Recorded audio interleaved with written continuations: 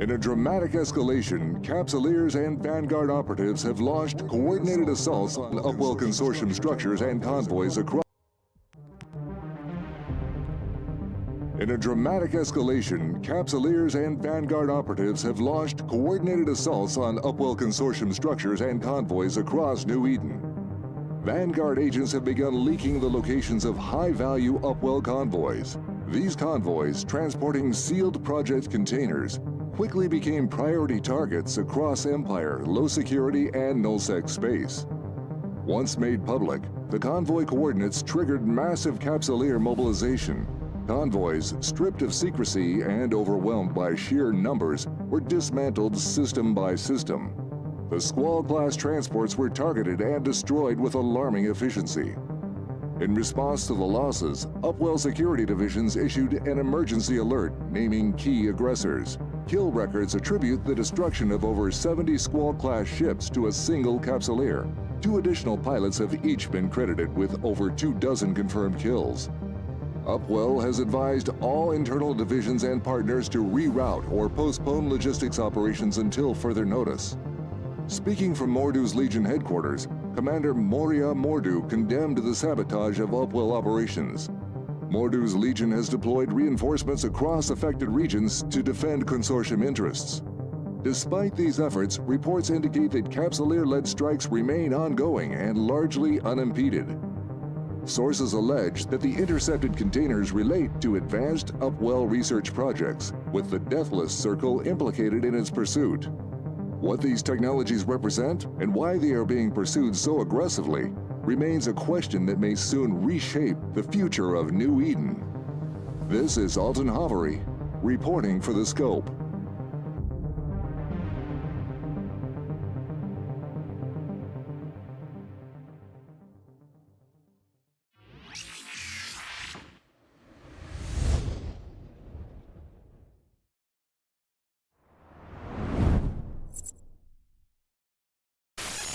Greetings, fellow Empyreans. I am Ashtarothi, the voice of New Eden, and it is September 30th, YC127, and this is the EVE Universe Show.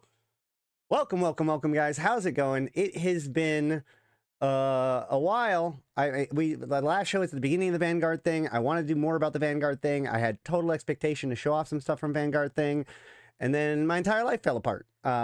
You know, I guess the short of it is that real life comes first. The long of it is that I've been talking to people in supporters chat and in Discord and all that stuff. But, you know, between starting school, my son getting sick, getting me sick, cascade of different things.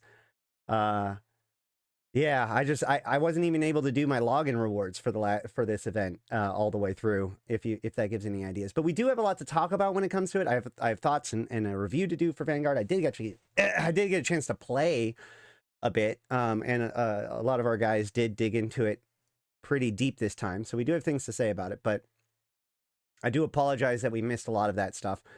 But today is a good day for me to be able to stream, because there's a lot to talk about that stuff, and a lot to talk about what is coming next. So you know, my son might be getting off school early today, so I have no idea how long I'm actually going to be able to stream today. So we're going to try to keep this as condensed as possible and actually, like, get as much done as we can, because I somehow doubt that I'm actually going to get everything done that we're supposed to get done, because there's just too much to talk about not only what has happened in this last month, but more importantly, probably more importantly, what's coming in this next month and beyond. So we just watched the Scope news, which came out, was it yesterday or today? Hold on. When did it was yet, technically speaking, the Scope news came out yesterday, although we can see here this post is actually dated today. Yeah, we're probably not going to be touching too much on the ATA or the CSM, besides noting that those are things that are coming.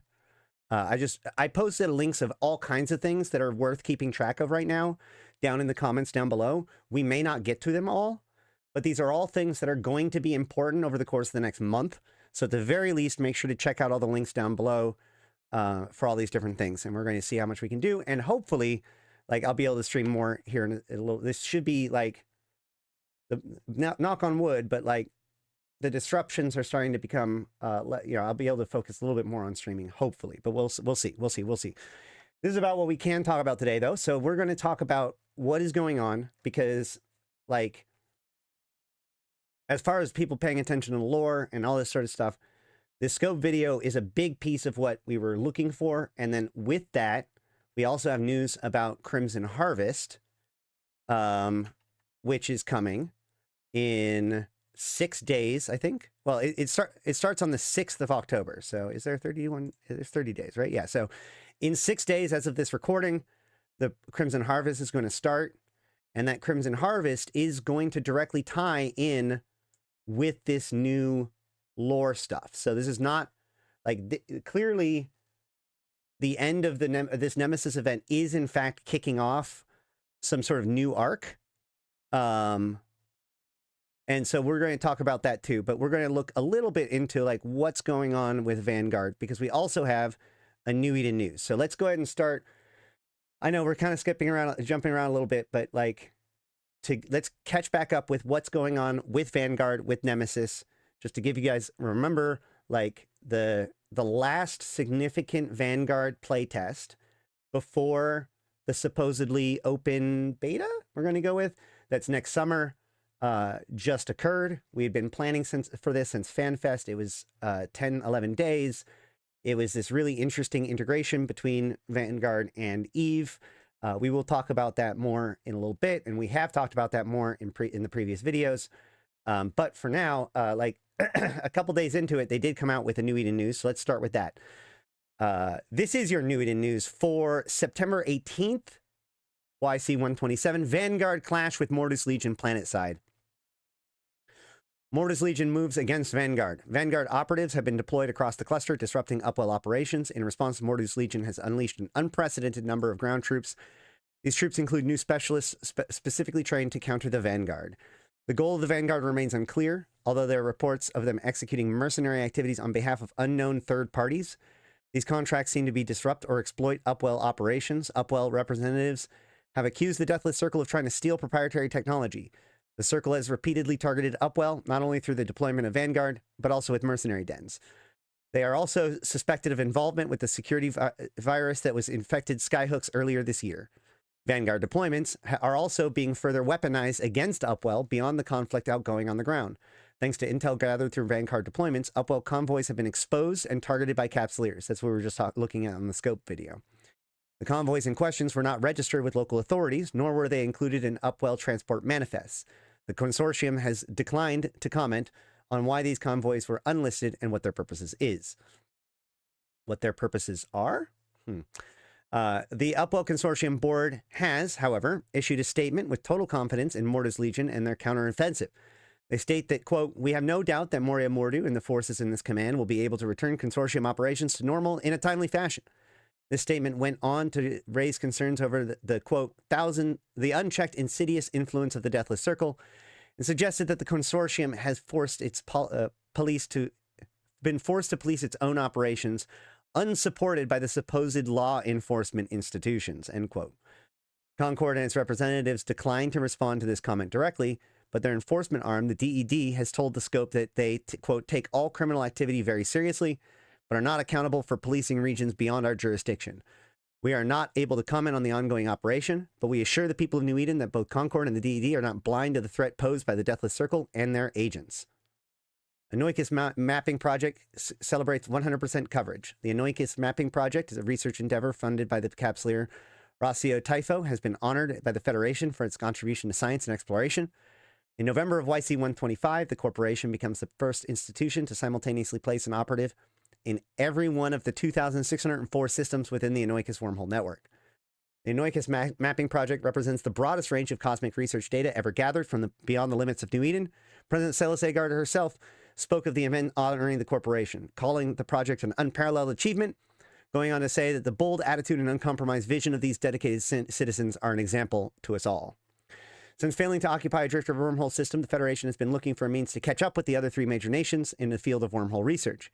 President Agard herself has come under direct criticism from all sides of the political spectrum for this failure, as well as her decision to delay elections in order to focus on the now resolved Drifter crisis. Doing good. When asked how she felt about President Agard's perceived failure to secure a place for the Federation within Drifter wormhole systems, Rossio responded, quote, "In hard times, difficult decisions must be made. I'm here to celebrate scientific achievement, not to judge whether other decisions would have been better. I am sure the president did what she judged to be best for all citizens of the Federation." News in brief. Dr. Hrong Rudolfo presents groundbreaking vision for the future of security AI integration.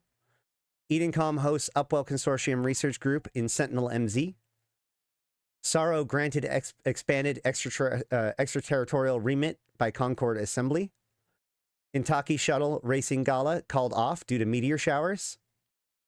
10 years after her funeral, House Sorum leads Amar Nation to remembering Empress Jamil I. And SOCT denies rumors of Vanguard involvement as false flag operation.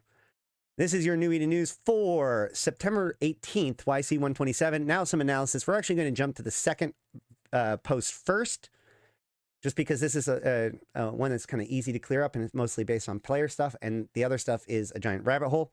So here's starting an event on a Monday is a bit weird. Which one? They didn't start an event on a Monday? The event starts on... Oh, on the 6th. Yeah, I guess that is weird. It is weird that it's not on the 7th.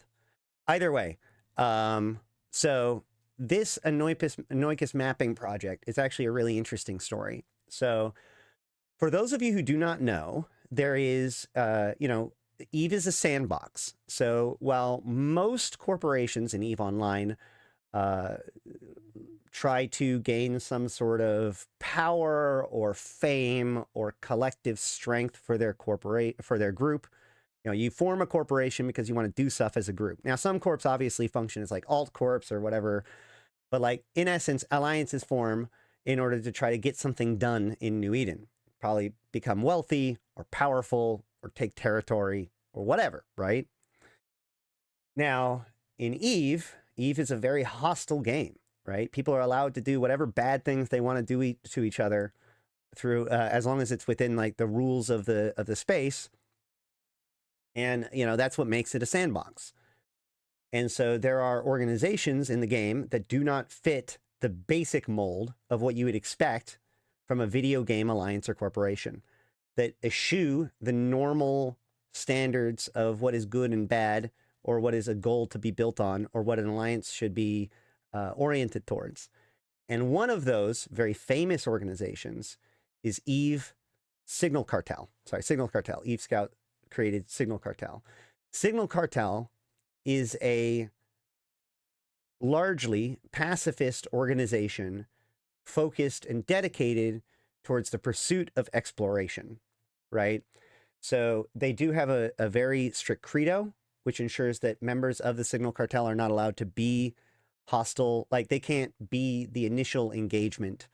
They're allowed to defend themselves, but they're not allowed to be an active participant in player versus player activities. There are there's an asterisk there. I'm not necessarily going to dig into it, but like, of all of the organizations, Signal Cartel are probably the most famously pacifistic of all of them, to the point where a lot of organizations just leave Signal Cartel as blue status because like, a Signal Cartel person is never going to just start hurting you out of nowhere, right? You're not going to get jumped in your VNI radar by Signal Cartel. And if you do, you can report that to Signal Cartel, and that person's going to get kicked out of the alliance. So this is an exploration-focused group and has been for a long time. One of the things that this exploration-focused group has done is, for instance, the current head of Signal Cartel, oh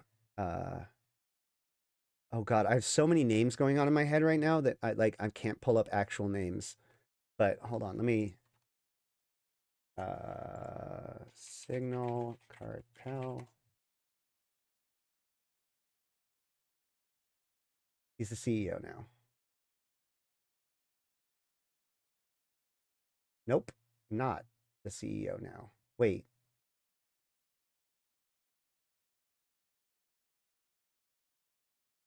Kadiasai, thank you. Golly. So Kadiasai,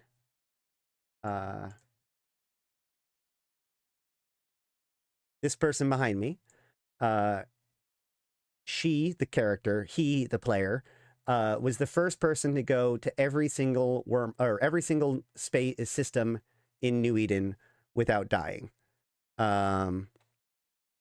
This was a big accomplishment. There's a statue about it. There's a whole story about it.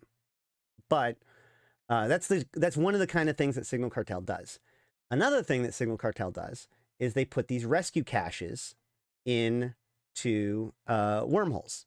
So we can go here, and we can see that there is a place where you can basically, if you get yourself stuck in a wormhole, is this working? Yeah. If you get yourself stuck in a wormhole, you can come here or go into the channel, and they will do their best to try to find your way out. Now, this is a tricky matter. There's a lot of wormholes out there. There's according to this report,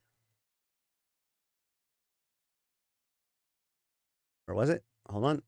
What was the number? They say the number. 2,604 wormhole systems. Now, if you know which wormhole you're going for, you can obviously make this a little bit easier by getting the correct kind of wormhole. So like if you are looking for a C3 wormhole, you can find a wormhole with a C3 static and then keep rolling that static over and over and over again until you find the correct C3 wormhole. But either way, the whole point of wormholes is that even if you know what wormhole you're going to, the process of getting to that exact wormhole is a giant pain in the ass. So it can take quite some time for them to do it. They do it voluntarily. So, you know, it's only as much as they feel like doing it. It takes a long time for them to do it, even if they do it successfully. And even then, like most of the time, they're not successful just because of the, you know, usually the person gives up, like the person inside or, you know, whatever. But it is a valid service that they provide. So this idea of like how to make this service better has always been something that they have kind of mulled over time. So one of the things that they do is they seed wormholes with rescue caches, little caches that contain probes, a probe launcher, and you know, some other stuff. So that way, if you can at least make it to the rescue cache, you have tools to get out.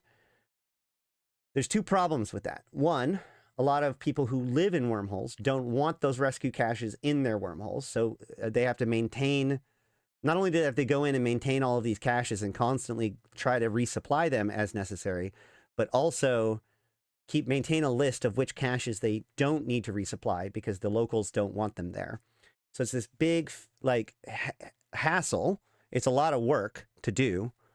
Yeah, a lot of people don't even know this exists.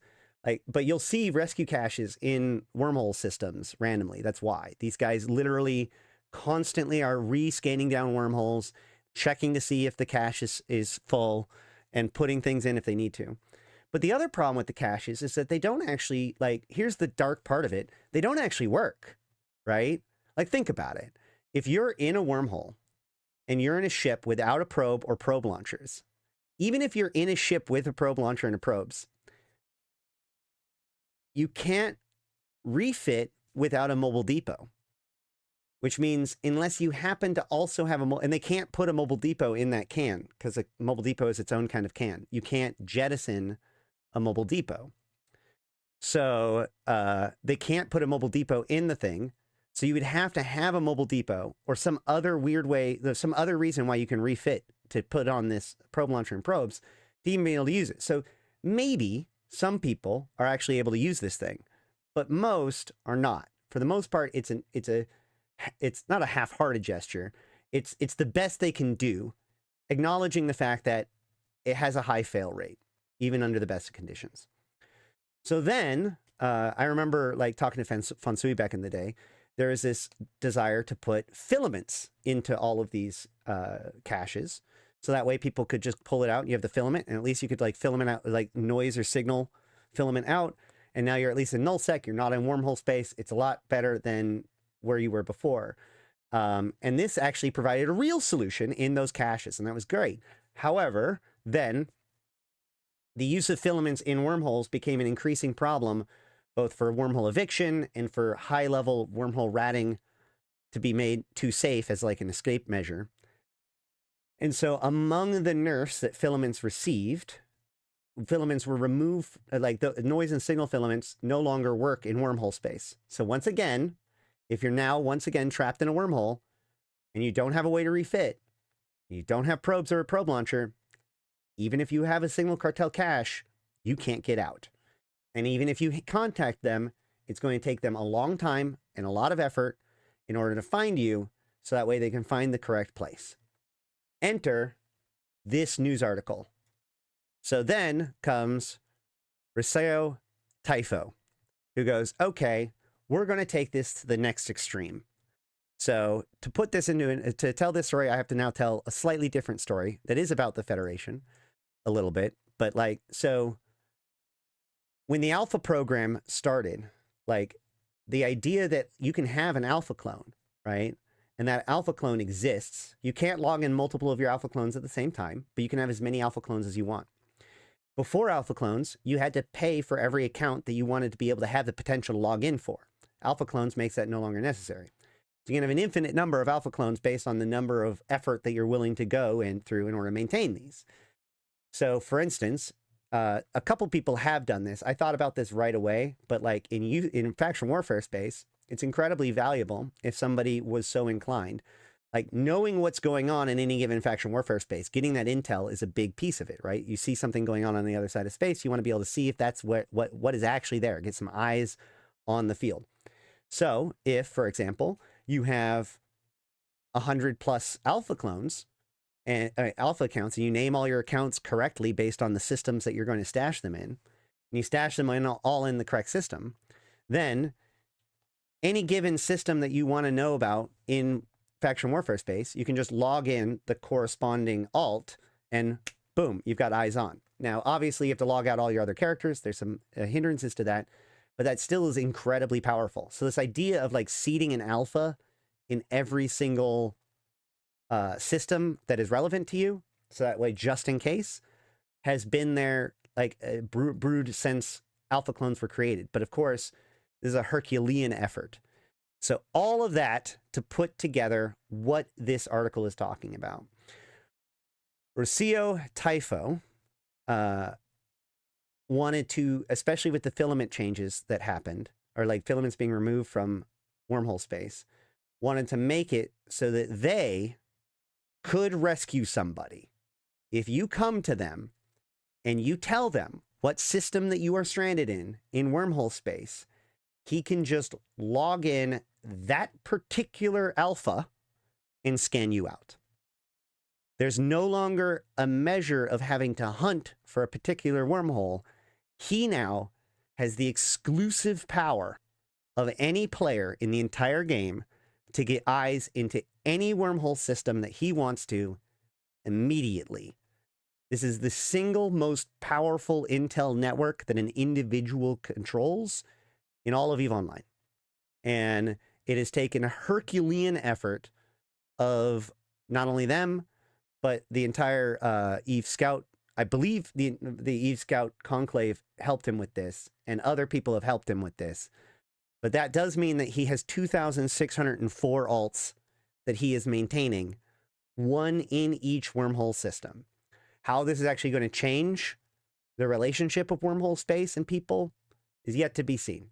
I don't think it's necessarily a doomsday thing. Like chances are this guy is very much like mostly interested in helping people get out of wormhole space or something like that. But the God honest truth is that for the first time ever, a single person can now log into any wormhole system that he wants to and scan their way out, no matter what. It's already seeded. This theoretically could have already been done, but we didn't know about it. But given the amount of effort that it takes, I doubt anybody else has done this. This is a very sandboxy thing. And this is why I wanted to explain it so much, because this is a huge, huge effort that has a lot of ramifications. I do like the fact that they kind of tied it into the lore with the presidency and commenting about the elections and all that stuff. But like, make no mistake, this is actual like big time in-game news based on player activity. Okay, so that's the easy one. Let's look at some of the other more challenging ones. No, I think that's about it. Hold on, actually, I want to see.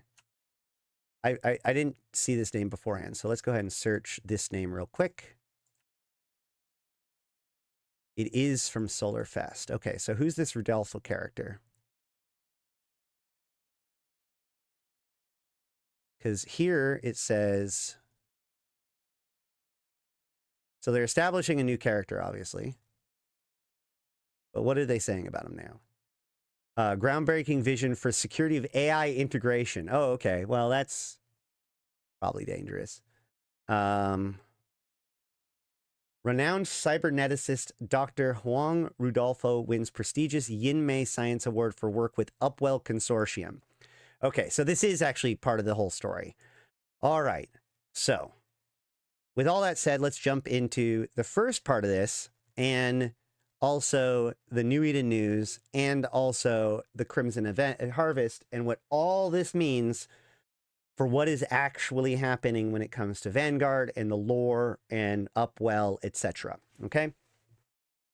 So, as we know from the scope video, the Vanguard deployed as part of Operation Nemesis as this major strike back to go after Upwell assets.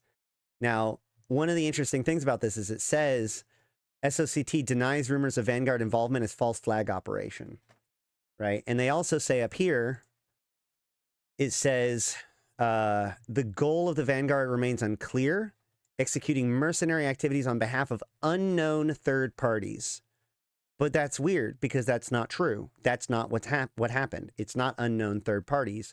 The contracts all had groups associated with them. So if I go, we started posting, we didn't get all of them. If there is somebody that has all of the Vanguard text somewhere, that'd be great. We grabbed some examples this morning and a couple of days, but we didn't grab all of them. But I do want to show off a couple of these things. Hold on. Where is it? Where is it? There it is. So like, well, all right. So one example is this one. So Gallente Federation March of Progress hinder Upwell's expansion into this part of space.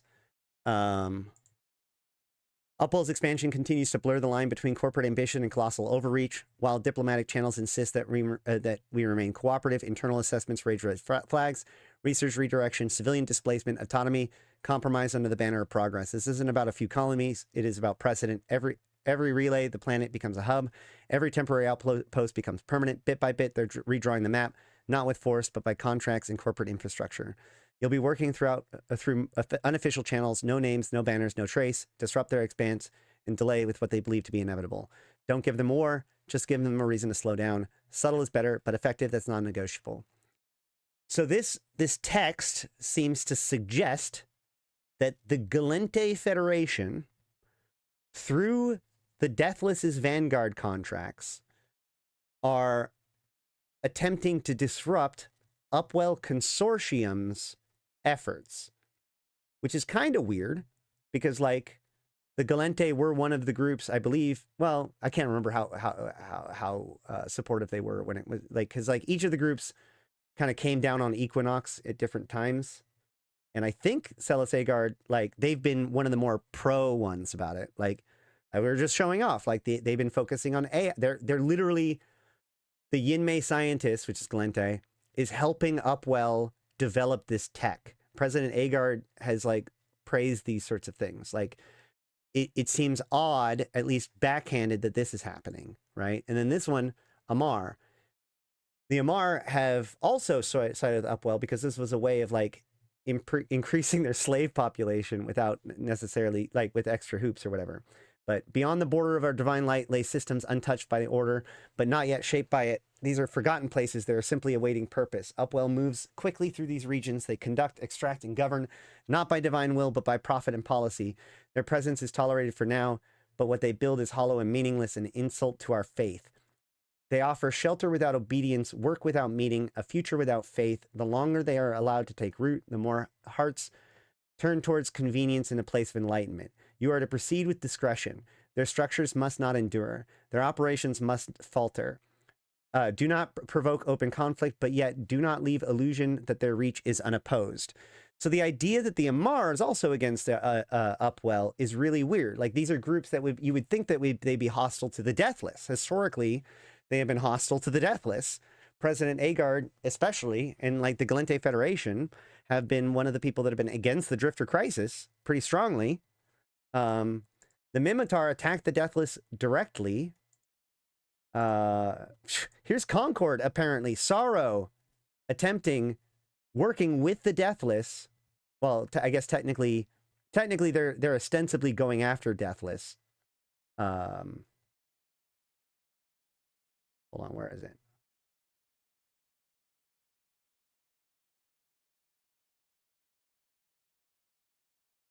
Here's the Minmatar one. Upwell leaves wreckage in its wake. We'll move faster, strike first, and turn their losses to our advantage. Upwell's strength and power is vast. We are greedy, but they are greedy and are wasteful. As conflict spreads, they leave more behind. Secrets spilled across the dirt. Every crash site becomes an opportunity. We may not march for their strength, but we don't need to. We only need to move faster. It's time that they learned humility, that for all their resources and reach, they can still bleed. Like, this is the same. Upwell is actively acting against the Deathless.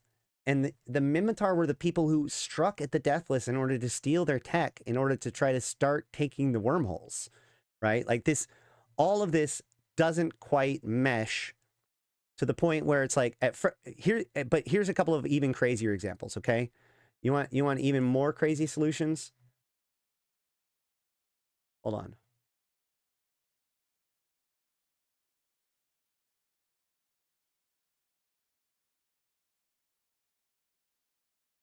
Apply pressure to Upwell operations to maintain balance within the region. Our strategic relationship with Upwell remains intact and mutually beneficial publicly. Privately, however, there are growing concerns regarding operational overlap in high-value extraction regions. Upwell accelerated resource claims and autonomous development initiatives present in long-term threats to our independence and market share.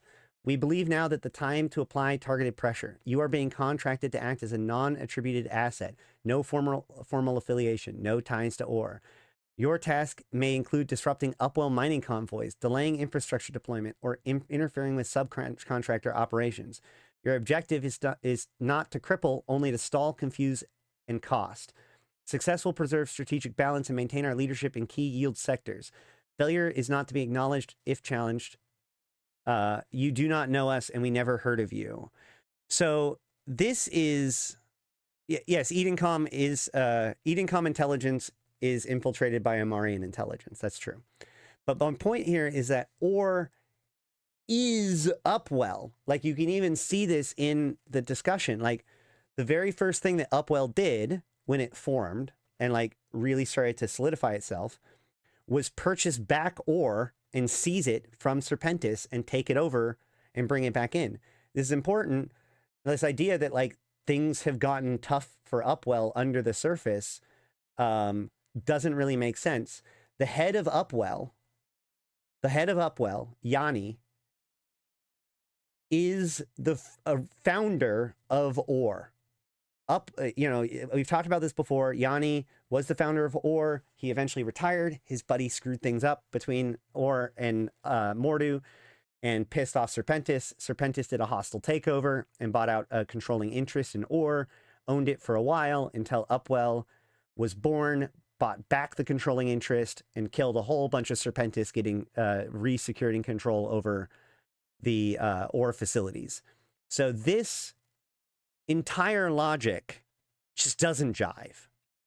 And you might even be able to suggest like this almost, it's so doesn't jive, it almost feels like bad writing, right? Like the people who are writing these things don't actually respect the relationships that existed prior to this moment in the lore. But it gets a little bit weirder. So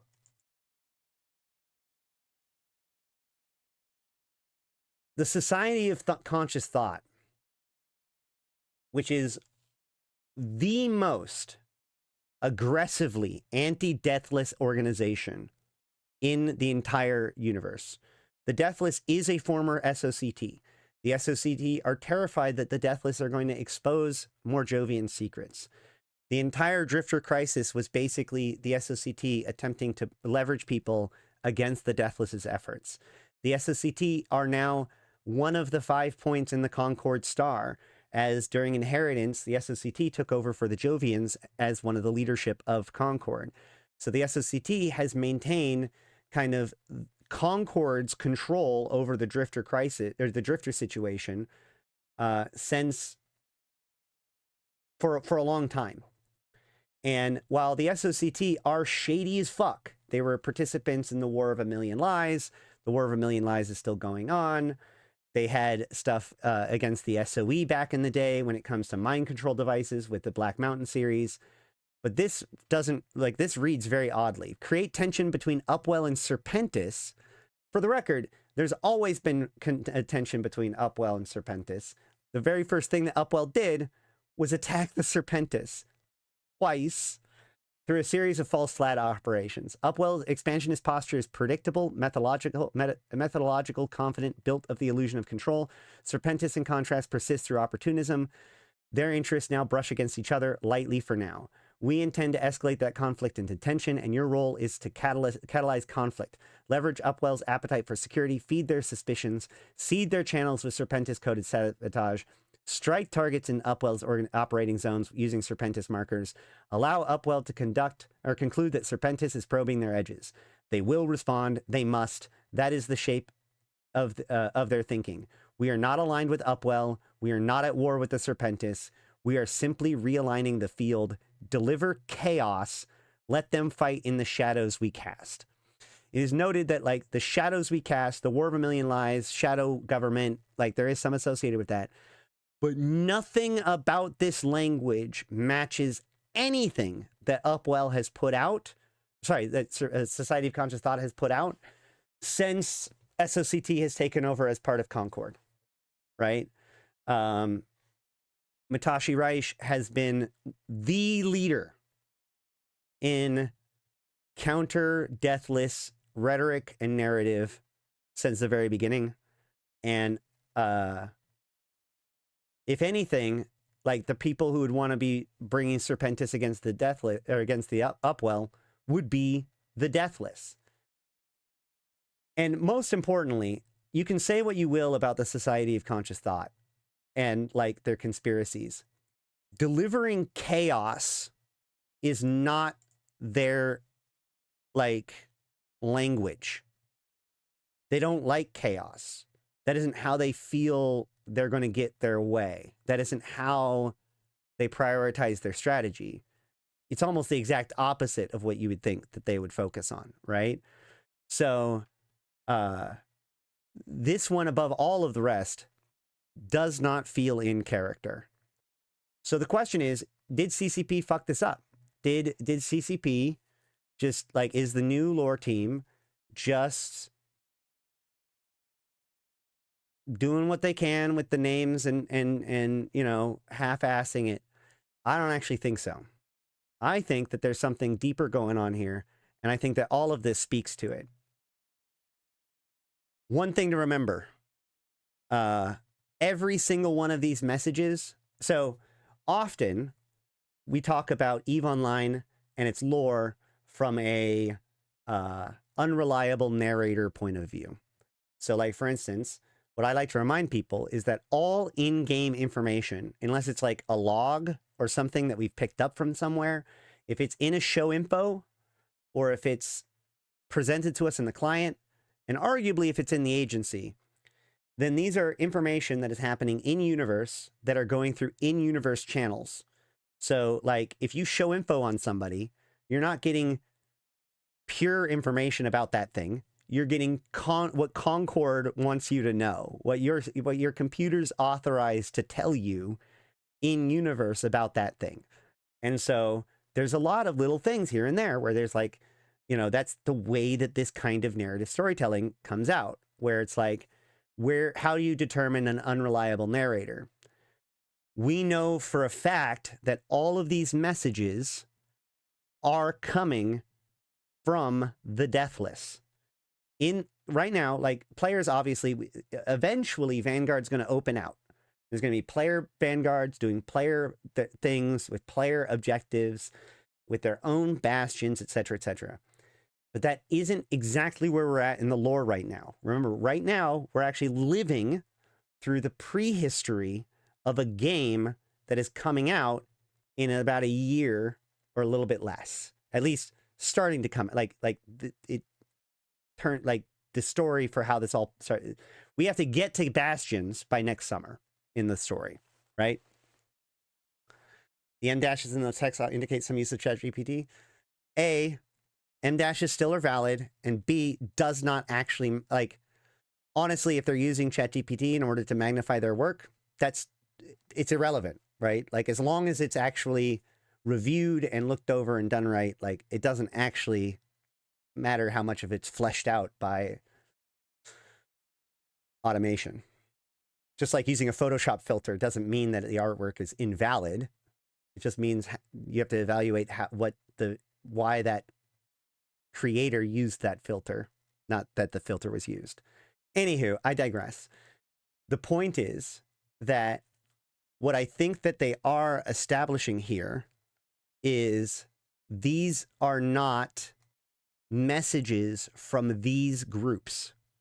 These are messages from the Deathless attempting to convince his Vanguard that this is what's happening, right?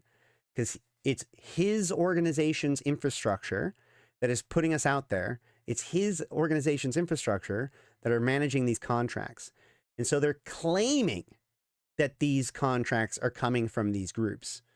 But if we go back to this news article, the news indicates that they are unknown third parties, and at least one of the groups, the ones that is the most alien, has outright denied rumors of Vanguard involvement. Now, you could suggest that's like, of course they're denying it, but like, what is more reasonable? The idea that all of these groups that have been working with Upwell or have better sources of control of Upwell through things like, a lot of these groups are fucking Concord member nations. If they wanted to do something with Upwell, they fucking well could. Upwell has been working hand in hand with Edencom. Edencom hosts Upwell Consortium Research Group in Sentinel MZ. Edencom is Concord. If Concord was not happy with Upwell right now, they would not be sharing secrets with them. What is being presented to us in these posts are not real. And it's not bad storytelling. It's the Deathless lying to his own troops about what is happening in order to get them to do what he wants to do and feel good about it. Deliver chaos is the language of the Deathless, not the SOCT. I know that there's a lot of tinfoil and stuff like that, but like there's enough constellation here that it seems abundantly clear that the entirety of the Nemesis event, these contracts, few, if any, of these contracts actually came from the organizations that they say that they did. They come from the Deathless attempting to dismantle Upwell Consortium's operations. If anything, Edencom and these empires that these are being attributed to, a lot of them are being attributed to, have been working to do the exact opposite of what these contracts suggest. So that's part one. So that's a little bit of like breaking down what's going on, what happened with, and like, look at this, like Sorrow, which again, so I didn't mention this last time, but like, there are also ones straight from the Deathless and stuff too, which are more direct, but like,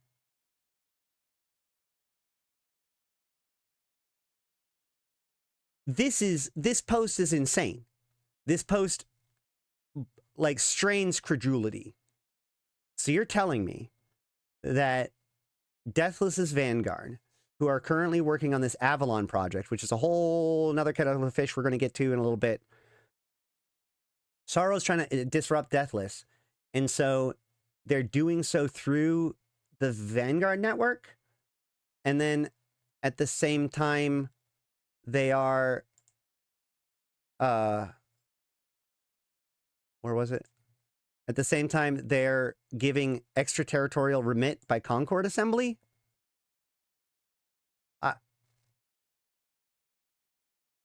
there's something weird going on here, right? And I think that the Deathless is trying to hold control over things, and whatever. So okay, so Sorrow and Edencom and Upwell are seemingly working together, and most recently with the Deathless, or with the Drifter Crisis, they were aligned against the Deathless, right? The Deathless and the entire effort that led to the wormhole takeovers was basically the Deathless. The idea is that the Deathless has like advanced his knowledge and technology of hyperspatial telemetry, FTL communication, and clone deployment systems, has basically taken another leap of technological prowess through the Fulcrum and the Warden. So the Fulcrum provides a virtuality, which creates this space for all of these for all these infomorphs, the Vanguard soldiers, to live in this virtual reality space. The Warden provides massive computational power in order to decrypt systems and also calculate FTL communication lines in order to build deploy their fobs that allow FTL control of the Vanguard clones on the ground without the infomorphs actually having to leave the Fulcrum. Like, the big technology here is that the infomorph never has to transport to the body. The infomorph can stay in the safety of the Fulcrum and pilot the Vanguard body remotely through the technology of the Warden and the Fulcrum. Like, that is why the Vanguard is so strong compared to other previous soldier tech, right? And so a lot of what's going on here is, again, the end result of this whole story is that this tech of the Fulcrum is going to get blown open. So multiple groups, even player groups, will be able to have their own mini Fulcrums eventually. And so the Deathless has built this stuff off of Jovian tech that he discovered in the Fulcrum. And now, through the Drifter Crisis and the events that proceeded from that, the empires, or at least those 5 groups, the 4 empires besides Gallente, Edencom, and the Triglavian Collective, have now vastly increased their knowledge of Jovian technology by A, stealing technology from the Deathless, including hacking into the Warden themselves and having unfettered access to the Warden control systems for like a week or so, and also their new control over the Drifter wormholes and their the research that they have done about Drifter space-time telemetry, etc., which puts them well on track to begin to replicate the Vanguard's technology. Because as of right now, Vanguard's technology for how to deploy Immortal soldiers still is superior, or at least seems to be superior or more cost-effective than Upwell's Equinox system and Aegis's backup system that they were working on back with Project Nova, which was very expensive. So it seems like everybody's now trying to play catch-up with the Deathless. But most importantly, not just everybody, but specifically Edencom and Upwell. Well, specifically Upwell, right? Because Upwell are the people that are directly having to counter the Deathless. And Edencom works with Upwell, right? Upwell built Edencom ships. The Edencom ship line was actually developed by Upwell people. So Edencom and Upwell is like the technological arm of Edencom. So with all that said, we can see that, like, is this? No, this is not the right one. That's why. The Sorrow extraterrestrial remit. Edencom hosts Upwell Consortium Research Group in Sentinel MZ.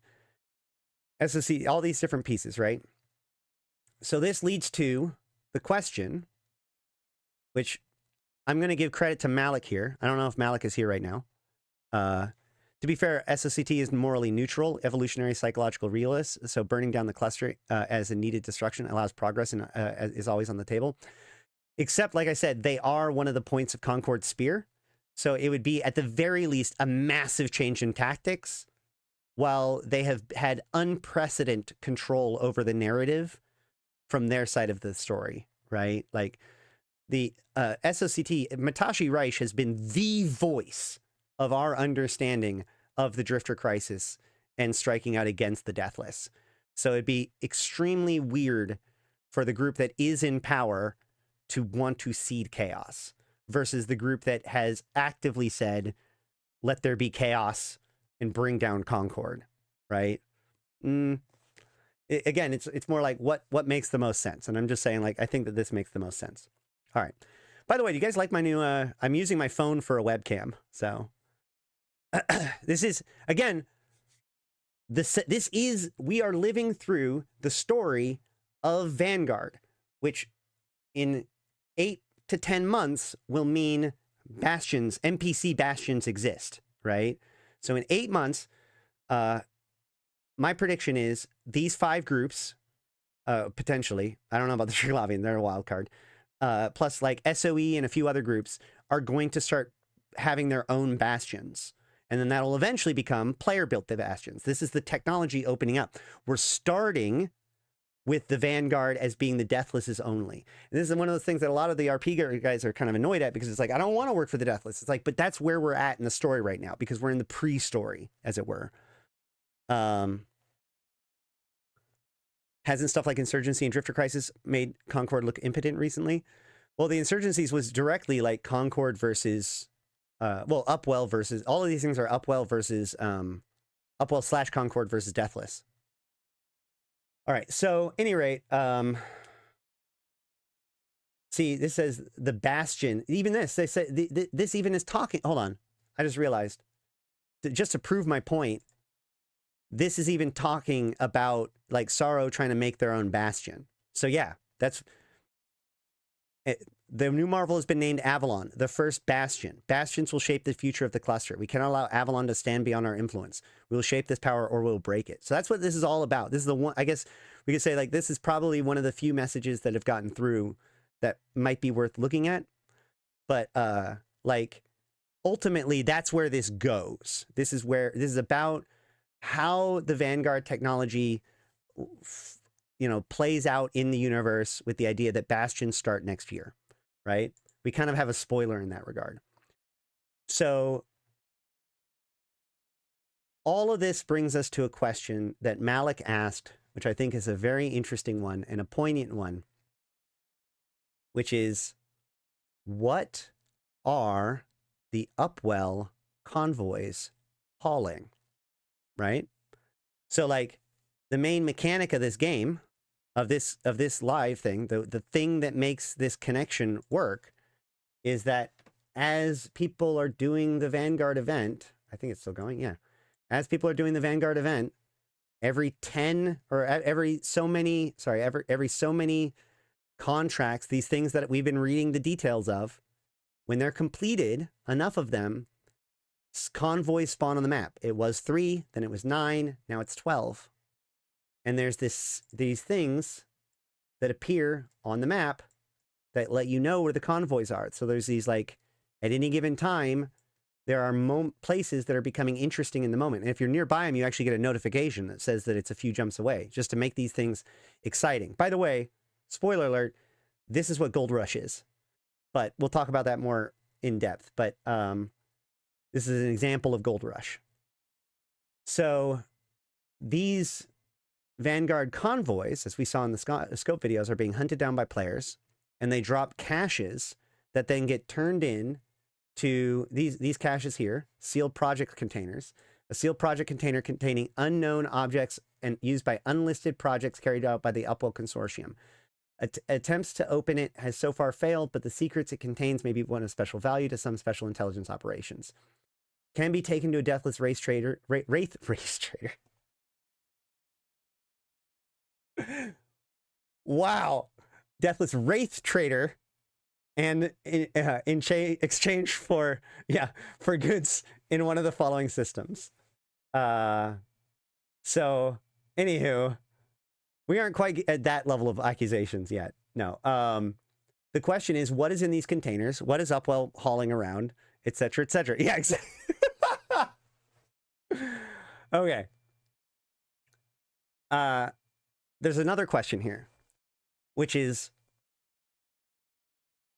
why are all these convoys all over the fucking place, right? Why are all these convoys all over the fucking place? What else is all over the cluster that is related to Edencom? and Upwell and everything that we've already talked about in the news today, just now in New Eden news. Anybody think of it yet? Am I going to be the one that says it first? Nope, not skyhooks. Skyhooks are only in null.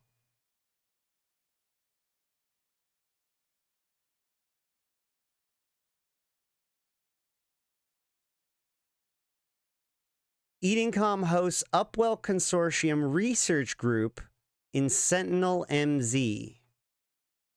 So if Edencom is doing some special research trying to use drifter tech in order to replicate the Bastion project alongside Upwell in order to help Upwell develop a counterforce for the Vanguard, they would be having Upwell people come to the Sentinel MZ, get stuff, and then sneak it out using hauling transports that are trying to remain unidentified.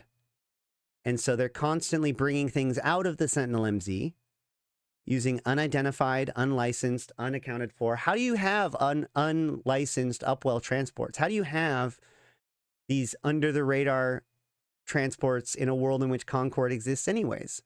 Concord has to be allowing them to get away with this stuff in the first place for it to even be able to be a Black Ops operation in the first place, for them to be able to be exposed. So the theory that is being presented by Malak is that Upwell is working with Edencom to bring resources out of the Sentinel MZ in various different ways. Those convoys are being identified through the sabotage of the Vanguard and put out broadly for the players to get. The Capsuleers are blowing up those convoys and then turning them into Deathless traders because the Deathless want the tech. Because, like, remember, the other person that got shut out of this whole wormhole thing was the Deathless, right? So the Deathless, who continues to want to develop his own tech about this whole thing in parallel with everything, is doing this operation to interfere with Upwell and Edencom's attempts to develop Bastion systems and grab that tech for themselves. Did the haulers spawn in systems with Sentinel MZ entrances? I don't know if we have that much. Like, we could start looking, like, I don't know if people actually, like, tracked where the convoys are. We could theoretically map where convoys are versus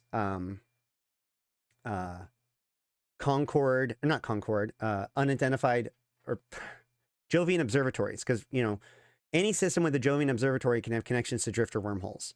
But again, we're talking about wormholes. So, like, the whole point is that he's getting around with wormholes, right? They're getting around with wormholes. That's the answer. That's why they're everywhere. And the drifter wormholes are highly connected throughout the entire cluster through the drifter wormhole system. They're some of the most highly connected wormholes in the game. And they connect particularly to Jovian observatory systems. Yeah, many of them were in systems with Jovian observatories. So, yes, it could I don't 100% know if this is locked in. I also don't know how much CCP could make it exactly correct. But, like, the clues are here.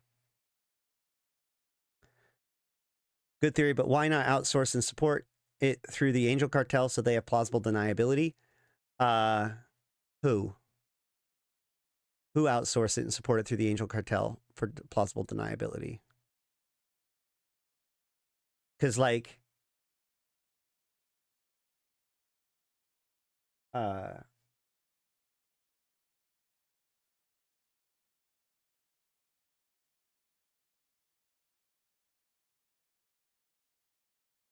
there was this one.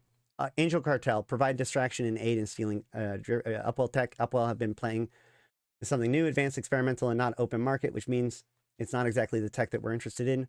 We don't care what it does. We care that it's expensive, hidden, and guarded, but it means that it's also worth stealing. You're going to help us do that. Grab teams by the ready, but Upwell got ears, drones, and allies. You'll be the noise, set traps, trigger alarms, blah, blah, blah, blah, blah. You don't need to understand the tech. You just need to be too busy. So again, like, what are they stealing? They're stealing Bastion tech. The one that we had from Sorrow pretty much lays it out directly. So yeah, they did. I mean, they kind of go through our Angel Cartel, but also remember that, like, the Deathless and the Angel Cartel aren't necessarily, like, 100% like locked in with each other. Obviously, they work with each other, but the Deathless has already shown that he's more or less using the Angels. And like,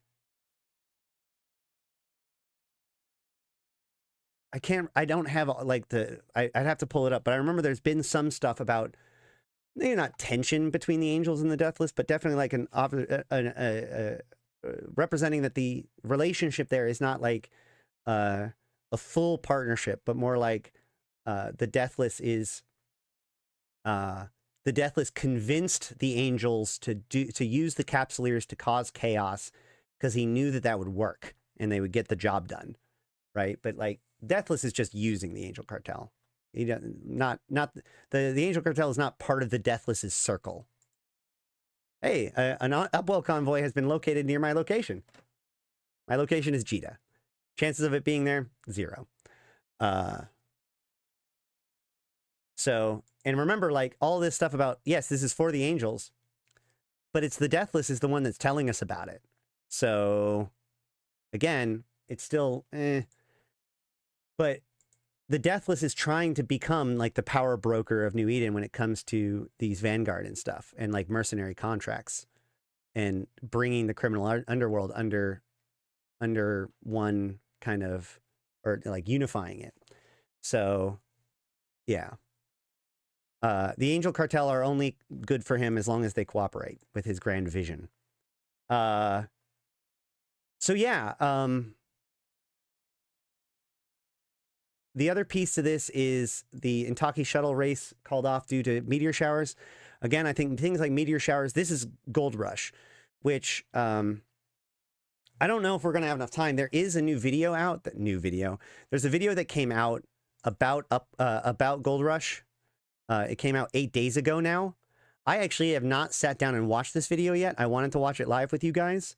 I don't know if we have enough time today to do it. We might jump into it if we can get through all of this first. This was the other topic. But like Gold Rush is coming, and a lot of this stuff with like the map and the idea that like momentary things are making systems interesting, and like things are happening that have to be paid attention to, and the map is how they deliver it to it. That's why I was saying like this Vanguard thing is the first piece of Gold Rush, and that's been all but confirmed at this point. So, but I think that the meteor showers is more of just a reference to that.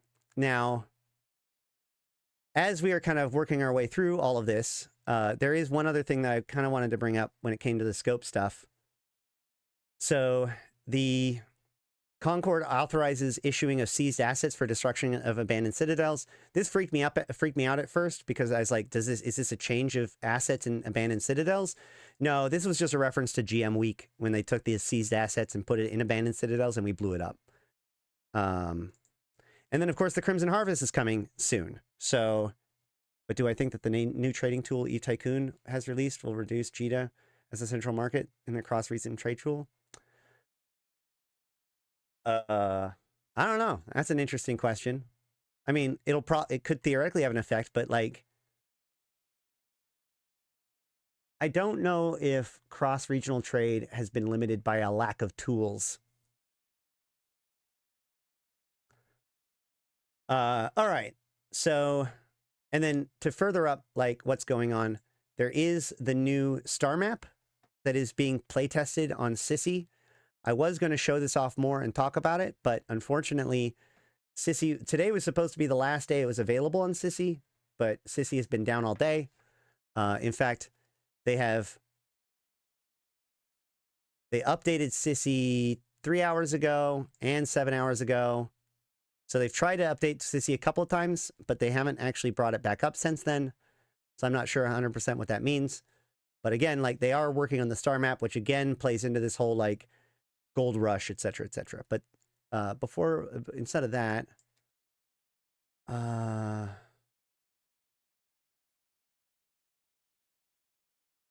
okay. So to continue this discussion about what is happening in Eve when it comes to Upwell and all that stuff, what's happening next directly plays into it as well. Ready? The Crimson Harvest is coming soon. All right. So let's talk about the Crimson Harvest and how it relates to all of this. So Crimson Harvest is one of the biggest events that happens in every year in EVE Online. So like events in EVE have a long history. I've told this story many, many times before. We're going to keep it pretty short for now. But the short of it is that like in 2016, they started playing around with the idea of like in-game events like this. And Crimson Harvest was the first one. And so like as Crimson Harvest has always been kind of the flagship like event. When they revamp events, Crimson Harvest is usually one of the first one, like the first one that it happens to. When there's new tech being deployed, Crimson Harvest is the first one. When they wiped out most of the events, the Crimson Harvest and Winter event was the only ones that really stayed, right? So the Crimson Harvest is like the event of the year. It happens on in October. It is Blood Raider themed. There's been a lot over it over time. It was used in the storytelling in 2020 or 2021 or whatever when it was related to Egmar and Turner and Vard. But since then, like they've managed to reuse it before again and kind of work it out to make it work because it wasn't such directly tied into that story that it can still work. But the idea is that every year the Blood Raiders go out and try to do their big blood harvest for the year. And then we go out and try to kill them. And of the events, it became one of the first events to have like two sides. So you can join either the Order of St. Tetramon, which is the pro-Amar side, or the Blood Raider side, which is the pro-Blood Raider side. And you attack the other side's facilities to get points.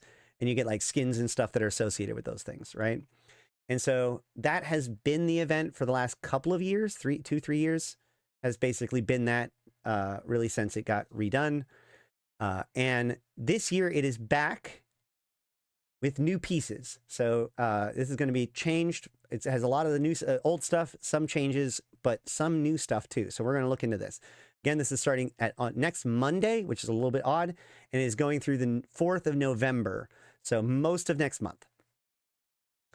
Blood will reign in New Eden as the Blood Raiders embark on their annual harvest from 6th of October to 4th of November. They will drain clones, spread terror, and carry out grim rituals.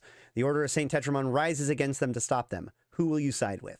This year brings more chaos than ever, with rogue Upwell research unleashing fresh darkness. New anomalies burn across New Eden, spawning horrors from both factions seek to harvest or destroy. Find a host of new and returning activities through the agency or air opportunities window. Furthermore, if you choose to engage in PvP combat during Crimson Harvest, there's a 50% chance that destroyed capsules dropping implants. Okay, hold up.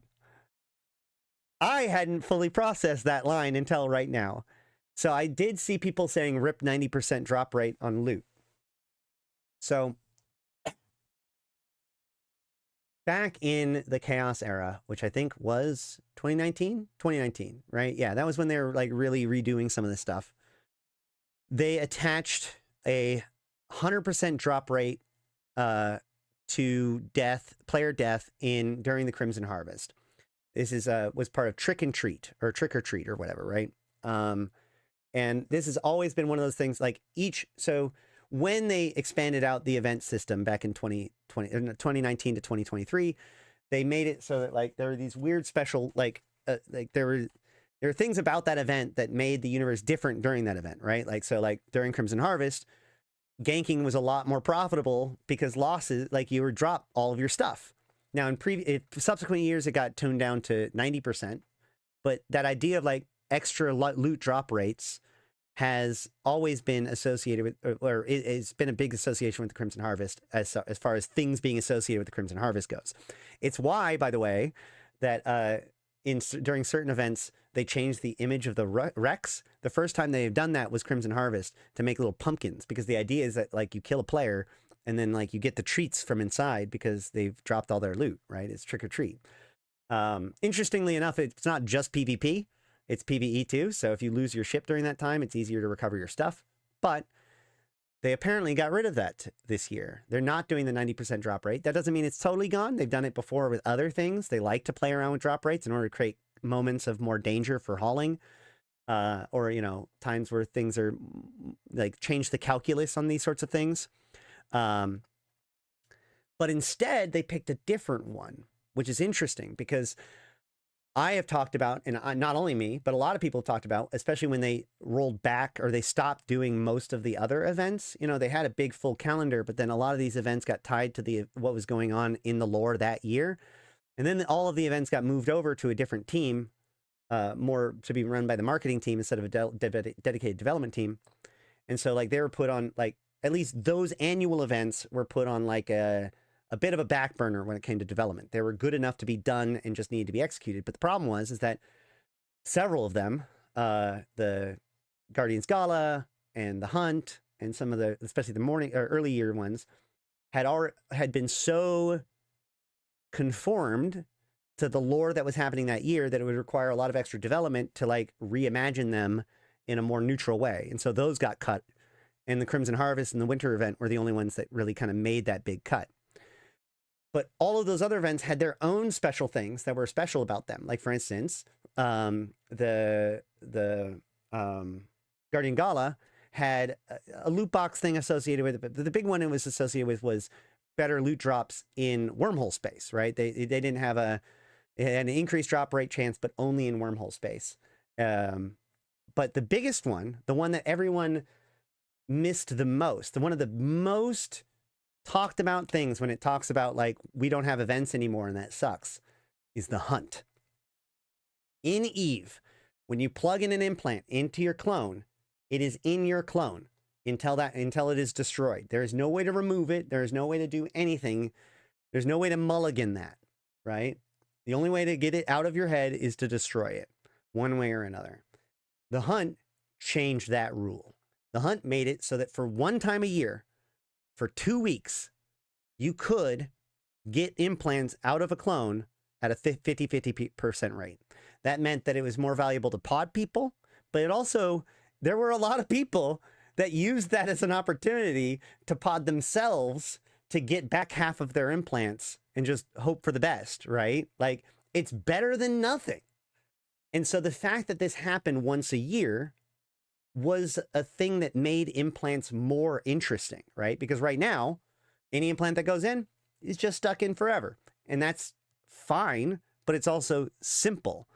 The fact that there was a way that once a year you could, with failure, pull implants out of a clone, changed the entire calculus when it came to implants and clones just by its existence. Even when that event isn't happening, the fact that it does happen regularly changes the way that we think about these things.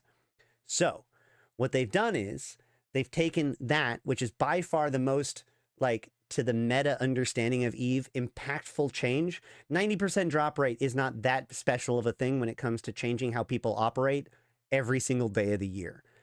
The fact that they're bringing back implant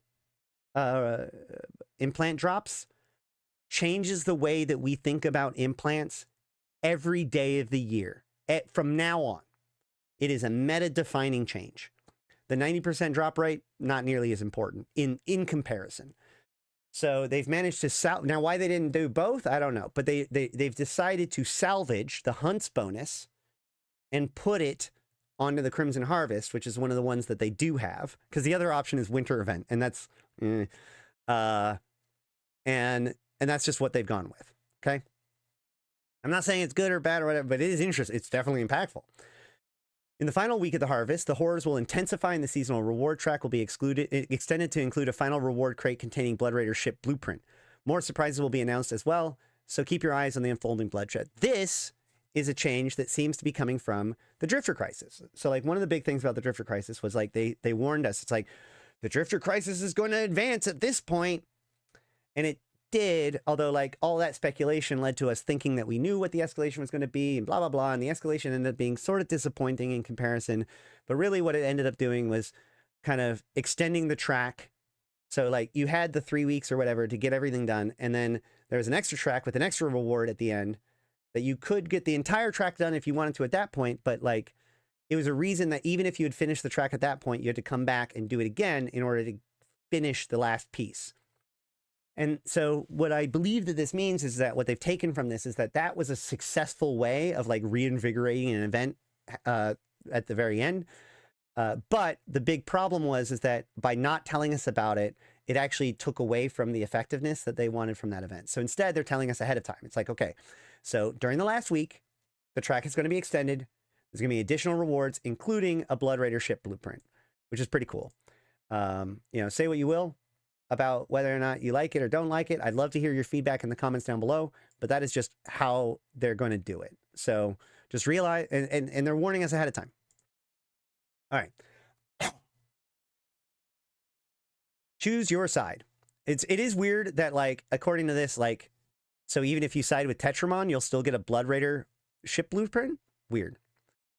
All right. As always, as recently, Capsuleers can choose to align with either the Blood Raiders or the Order of St. Tetramon to earn challenging rewards and progress along the seasonal track.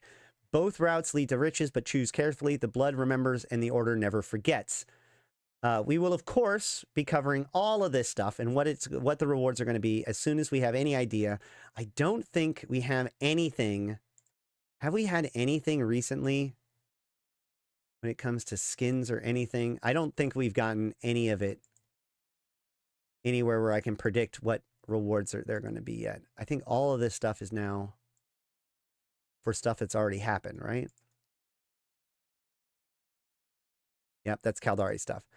So we don't know yet what the reward tracks and all that sort of stuff is. We can make some guesses based on the previous Crimson Harvest events.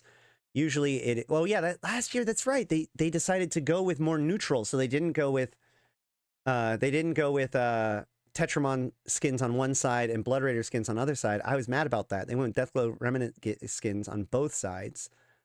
And so if they, wait, no, that was the login campaign. No, yeah, they did. Right? Is this right? Yeah.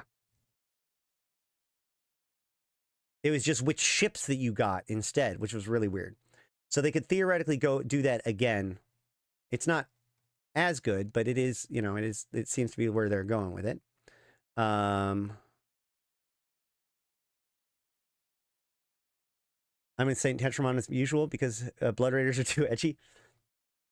It is worth noting that, like, and we'll talk, like I said, I will go over a bunch of stuff when we like, as we get closer to preparing for it. But, and you can always go back and look at the previous year's Blood Raider stuff because at least some of this stuff is going to be basically the exact same. But the Tetramon side have a tendency, like if you are pro Tetramon, you're killing Blood Raiders, which makes the majority of your value come from the bounties and the loot off the final boss, and as overseer effects. If you fight for Tetramon, then you're actually going for a lot of your reward is coming from the War Clone blanks that can technically drop from any of the wrecks. So theoretically speaking, it's going to be good to pick through all of the wrecks if you're Upwell or if you're pro Blood Raider. And being pro Tetramon is much more straightforward to being wealthy. But fighting Tetramon as Blood Raiders is often more valuable, but you do have to go through the extra steps of like, okay, well, I'm not getting just paid out or giving overseer effects. I have these clones that I have to then take to, I have to take it to Delve, Blood Raider NPC space, or sell it to somebody who will to sell it to the Blood Raiders. Well, yeah, I mean, like, it's supposed to be hard. Oh, glad that there's BPCs on the reward track. The problem is that the BPC doesn't do you any good if you don't have the net resonator, right? So, okay. Upwell research gone wrong. Here's the new sites, okay? New biocybernetic incident sites have appeared across high-sec, low-sec, null-sec, and wormhole space as Upwell clone research goes awry. So again, this is now the fallout from what is going on in the scope news and all this sort of stuff. So obviously the Deathless has now been successful at undermining Upwell's experiments with setting things up. And now the facilities that they were using, these laboratories, have now been blown up. And that is what we are fighting in the wreckage of, okay? So in an attempt to mitigate a somewhat messy situation for them, Upwell has blocked their own Edencom ships from entering these sites. I do like the fact that Upwell is calling Edencom ships their own. Good touch. But also, it's a funny thing. It's a mechanical thing. We'll look into why in a second. Stay within a designated area for a set duration, fight off enemy waves, and try to blast rogue shuttles loaded with valuable cargo. Be careful, as there are unstable generators in the sites which can be destroyed, causing damage to all close by. Make sure to keep your distance, but keep in mind that you can use them strategically. Easy sites for Tech 1 frigates appear in high sec. Medium for Tech 2 frigates and Tech 1 destroyers can be found in all space. Hard ones for Tech 3 tactical destroyers and below appear in low sec, null sec, and wormhole space. No longer limited to Blood Raider regions. Whether you're a veteran of New Eden or fresh out of the air career program, you can get involved. Capsuleer flying confessors and spitballs will find them especially suited for high-end content following the recent balance pass and the Legion Major update. So this is very, very, very interesting. New sites, guys. New sites. And these actually seem pretty cool. So first of all, the normal Crimson Harvest sites take... I don't think that they have any ship restrictions in the combat sites. So like battleships and battle cruisers usually win the day when it comes to deathless, or the classic sites in both high sec and low sec, right? These sites are frigates and destroyers. So it's like the opposite side of the ship curve, which I really like. The basic sites, the easy site, will be in high sec. Will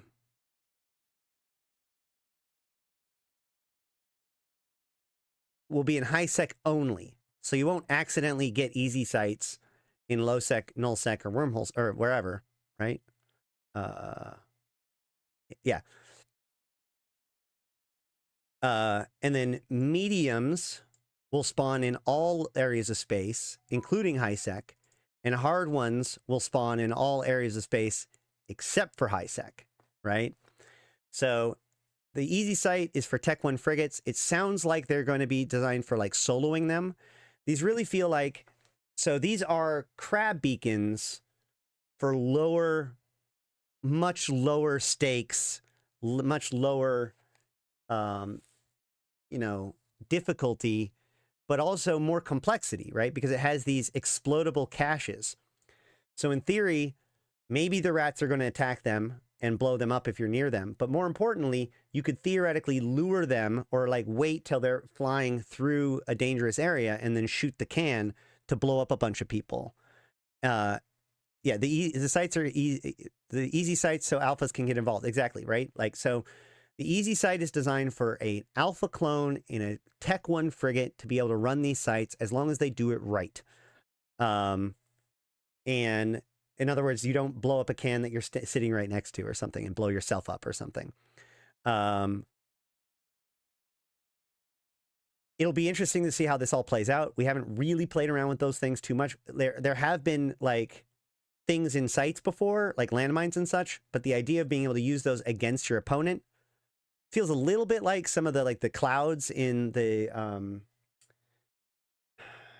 Doctor Who event, where it's like you could use them to your advantage or your disadvantage. It's kind of like that. Like you're having to learn the terrain and that gives you something interesting to play with. I think that's going to be good. We're going to have to see, again, we're going to have to see the exact details of how this plays out. But the medium sites are going to be for Tech 2 ships. I'm predicting that those are going to be able to be soloed by assault frigates, right? But because all of this, none of this suggests that you should team up with people in this.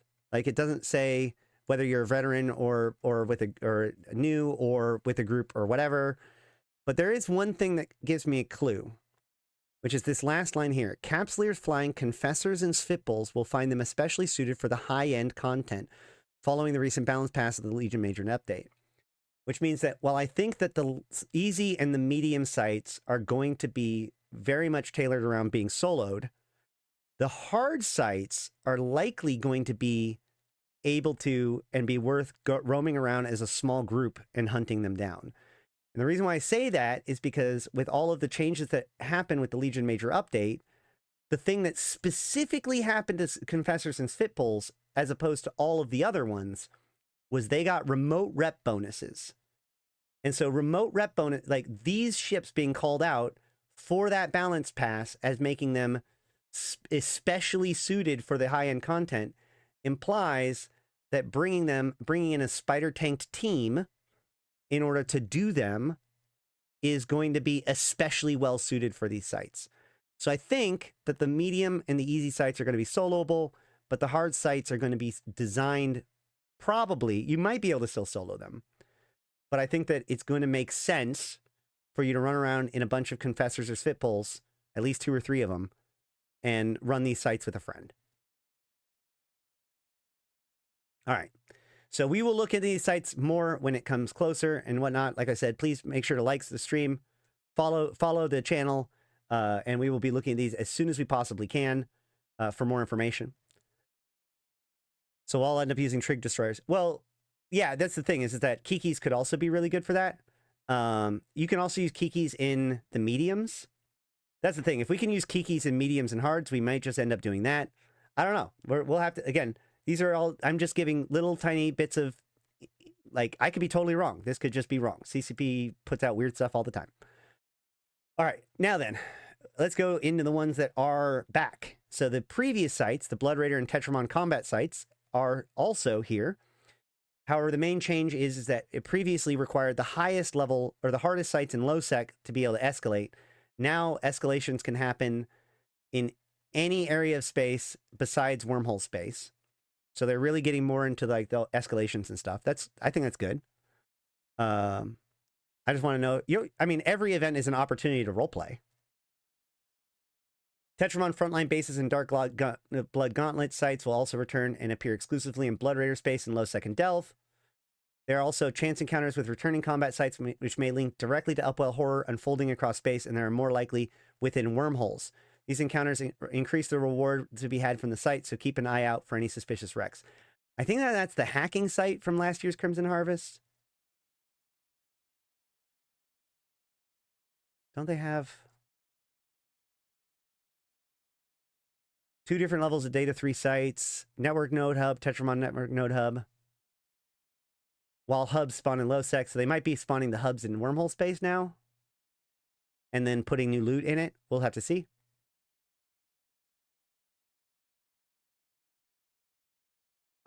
Is this it? Yeah.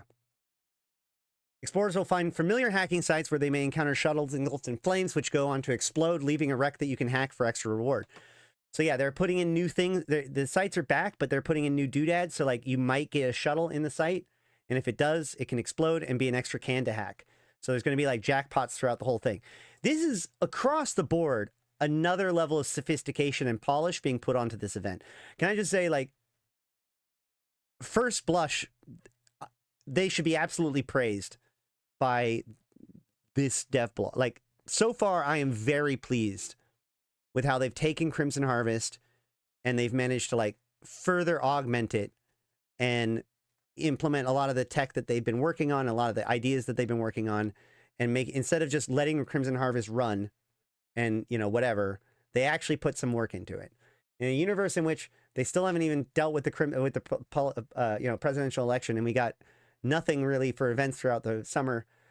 Like, I want to at least commend the fact, like, this is definitely more than the minimum. This is new sites, new stuff, new, you know, like, this is clearly, this goes back to the fact that I think that a lot of what happened with Legion was the tech for Gold Rush. They really wanted it to be ready, and it wasn't ready. And when tech isn't ready, there's only, I mean, like, you can't, there's only so much you can do, man. They're working to do what they can do, but this is legitimately exciting. We might be getting through the dark times in that sense, but we'll have to see. And of course, by the time this is done, we're going to be getting ready for the winter expansion. And, you know, obviously Alliance Tournament and all these other things are happening during this time. Like I said earlier, links are down below for things I'm not covering today about this stuff. But the harvest is time for reaping, and great rewards are to be expected as usual. Log in daily to claim a massive cache of skill points, boosters, and new Deathclaws Remnant skins, and Omega Capsuleers reward on both Alpha and Omega tracks, very standard stuff. Complete seasonal challenges to unlock even more, including Skinner components after the event enters its final week, a final crate with a rare Blood Raider blueprint. Everything you do brings you closer to an ultimate prize. Do not sleep on the rain of blood. Whew. All right, well, that is everything that we know about the Crimson Harvest event that is coming on the 6th. Like I said, you want to make sure that you join our Discord. because information will be coming out. It will be mostly there like ASAP. Like that is the best place I can recommend to be keeping an eye, because wherever it goes out, it'll go there next. You know, the Eve Discord is probably a good idea too. If you want to also, if you are coming back to Eve, or if you haven't used your buddy code, or if you're making a new alpha account, please use the link down below or in chat in order to get your 1,000,000 free skill points to get involved.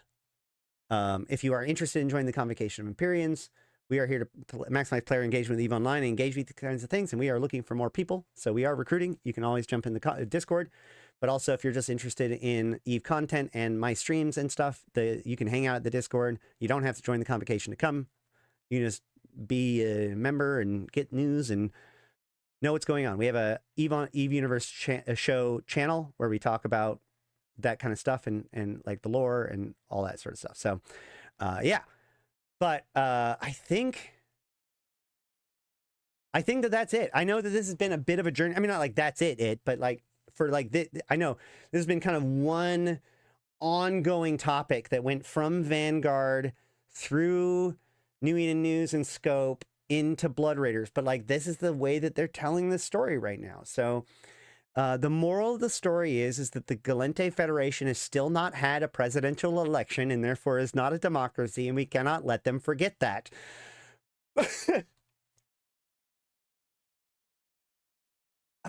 Release the Drifter Report. All of this is a distraction from the Drifter Report. Okay, with it. And now I'm going to stop. I'm going to stop joking around because real life politics is too spooky and I don't even want to play around with it. Did I cover optimized route optimization? I did not cover that. That's true. No, I'm not. Yeah, and I will do that after this part. Anywho. But yeah, so there we go. It was a bit of a journey, you guys. I hope it was a good one. I probably will edit this out, and so you might get this as a recorded video. If not, please make sure to share this with your friends, because, you know, my live videos aren't always as shared around as well as like edited videos, but I think that this one was a pretty dense, contained, useful journey through the entire thing. Like I couldn't really divide it into multiple segments. This was one exploration of what has been happening and how it all kind of flows into each other. So yes, I absolutely no. That was the closest I'm going to get. I promise, Nebel, at least for now. So absolutely, I don't want to, but the Gallente presidential election is a thing too. Anywho, so I do want to wrap this up though with a clearly I don't have enough time. My son, even under optimal cases, is supposed to be home. Even if everything goes well, is supposed to be home like within a half an hour. And the video, this dev chat is over an hour long. And so it's probably going to take me at least 2 hours to go through it. So we'll probably dig into this next time or something or whatever. There's also another Vanguard podcast.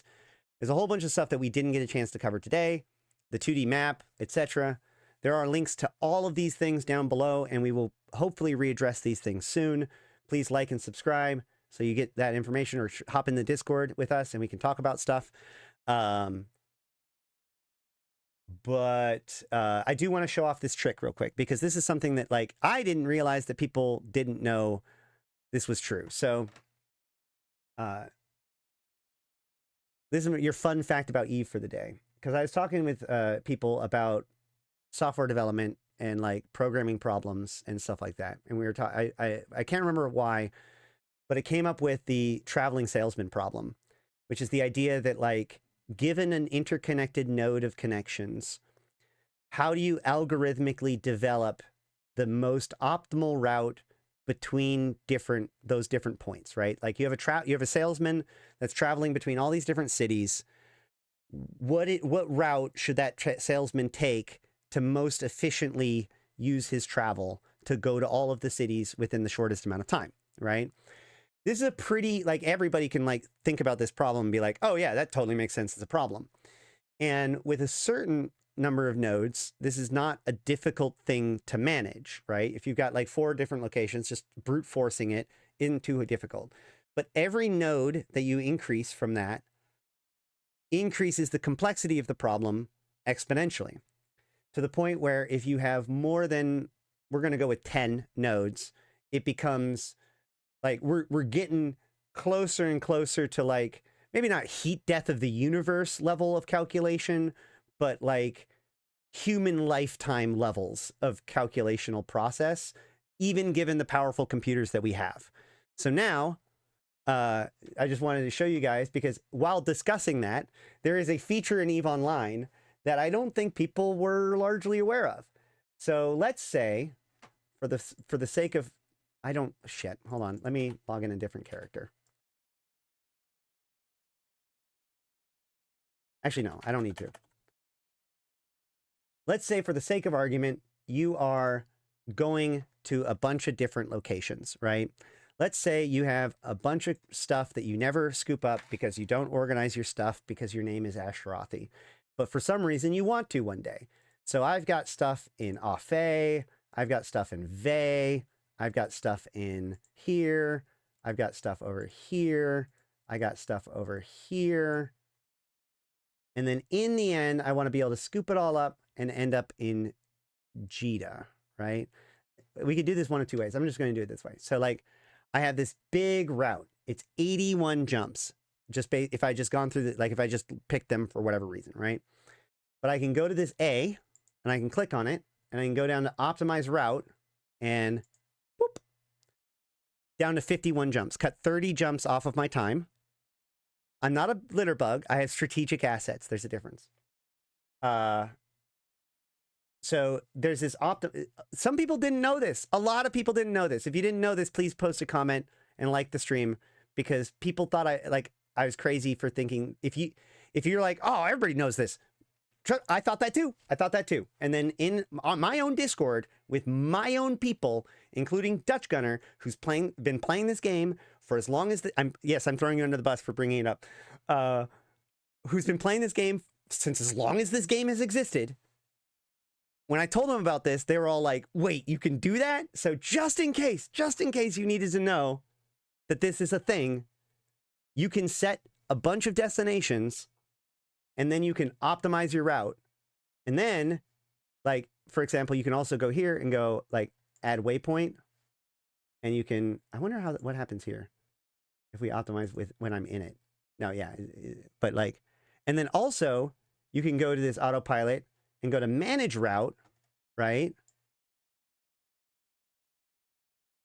And here we see the whole route, including all of the individual points, right? And we can uncheck this to expand, to compress the waypoints. So let's say if I want to go to Jita halfway through, we can just drag it up and drop it, and it, boop, look, it just works. And then I can even see whether or not optimizing it again changes it. Hold on. It does. It wants Jita at the end, right? So like, you can do a lot of cool stuff with waypoints in order to manage your stuff, or like manage your plot, your route. This is good for explorers, right? If you're wanting, like, especially, actually a good example is like if we're doing Crimson Harvest, one thing that you can do is like pick a system in 4 different quadrants of HiSec and then just optimize route and then just follow that route and have fun. So yeah, if the warning though, Jesus, okay, I should have gotten ahead of the warning. Don't try this on your own yet. Hold on. If you add a bunch of waypoints, if you add more than 10 waypoints, and then, do I have more than 10 yet? No, I don't. That was easy. That was quick. That was very quick, right? Remember, each waypoint is actually an exponential growth. So like 6 is quick, 7 is quick, 8 is quick, 9 is quick, 10 is death. So I can go this, optimize route. Oh, that was a little bit slower. It felt a little chunky. Add waypoint. Now it gives me a warning. I have 12 waypoints set. So if you have 12 waypoints set, it warns you that anything more than 10 is chunky. Now, I could click yes right now, but I'll just let you know, like, when Thran's did this, it literally crashed his computer, or it crashed his Eve client. So do not, like, this is real stuff. It's not even a matter about making yourself something to eat. That implies that it'll still finish in a reasonable time. If you have too many, which is 12 or more. Like it can just happen at 12. Your client will never recover. It will just crash out. Hold on.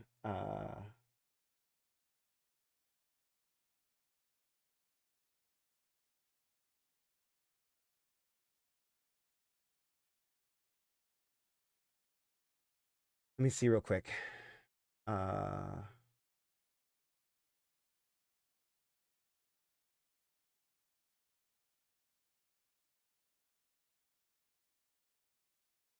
There's a lot of, like, if you want to, you can always look into the traveling salesman problem. Hold on. It's factorial.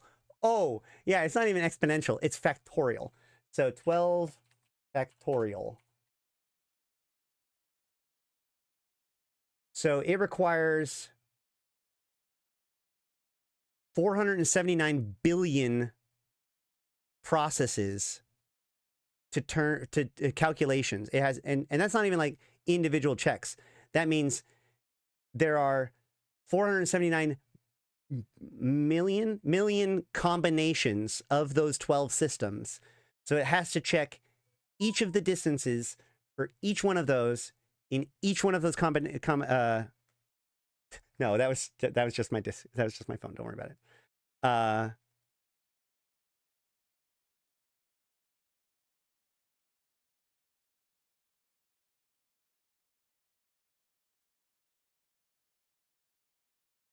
Haven't Ups and Amazons figured this out for all their...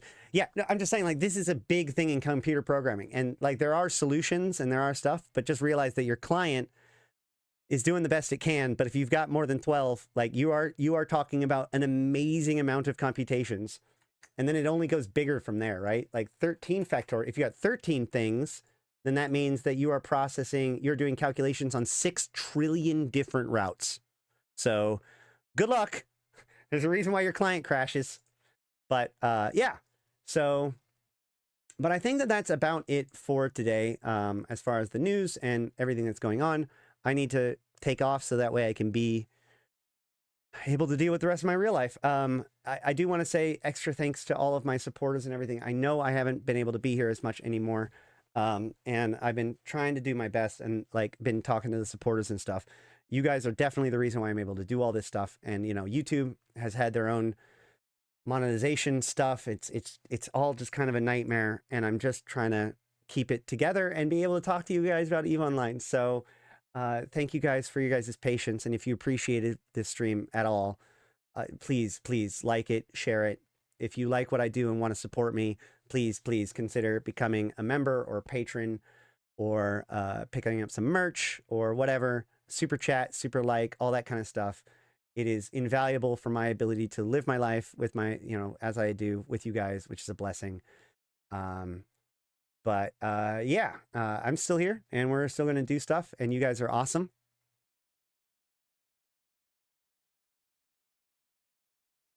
And like I said, please, at least if you can, just hop into the Discord because it's easier for me to put stuff out information there than doing a whole live thing and all that stuff. And I'm trying to figure out how to work in this new paradigm. You know, my son's living here again and we're having issues with him, or like he's struggling with school and, you know, all that sort of stuff. So, you know, but you guys are a huge priority for me. You're my job. You're my income. And so I work for you guys. I don't do sponsorships. I've considered it, but so far I haven't needed to. And as long as I don't need to, then I'm going to kind of stick with that. And so that comes to thanks for people that make the choice to help support the stream, or at least, and like I said, by support the stream, I mean, at least share it with other people and tell people that this is something to watch and keep building this the viewer base and, you know, views and likes and comments. And because yeah, if you, that's the mission here. But I do want to give an extra special thanks to, oh no, my thing is, wait, hold on. Why is this? Boo. My list of supporters is also not working right now. So hold on. I want to give an extra special thanks. I got to pull these up, guys. It's worth it. Oops. Oh, that wasn't the right one. Where is...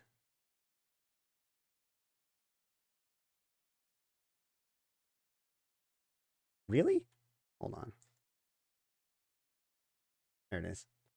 I think this is accurate. My my Immortal tier supporters, which are the people that paid at least $25 a month, at least once, but like, you know, whatever. The people that make it possible. 745 MPSI, Arydanika the Queen, Bad Boy Smooth, Evo Elite, Erladis, Elange, Flash Gordon, May, Malak Starfire, Malin, Mercuton, Mayak, Neelam, LM1, Sheesh, Susuro, and Rid. Thank you guys so much. Thank you for all of the supporters and all of you who share it around and contribute in any way. You know, Eve's a great place, and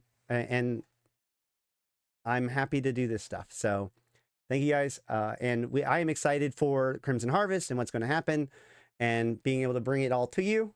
So, with all that said, I've been Ashrothi. I've been playing this game since 2010, talking about it since 2012, and I'm here to put Eve into context for you, my fellow Imperians. Thank you guys so much, seriously, for hanging out. I hope it was a good time. And until next time, I'll see you in space. I promise it wasn't all just playing Silk Song. I promise.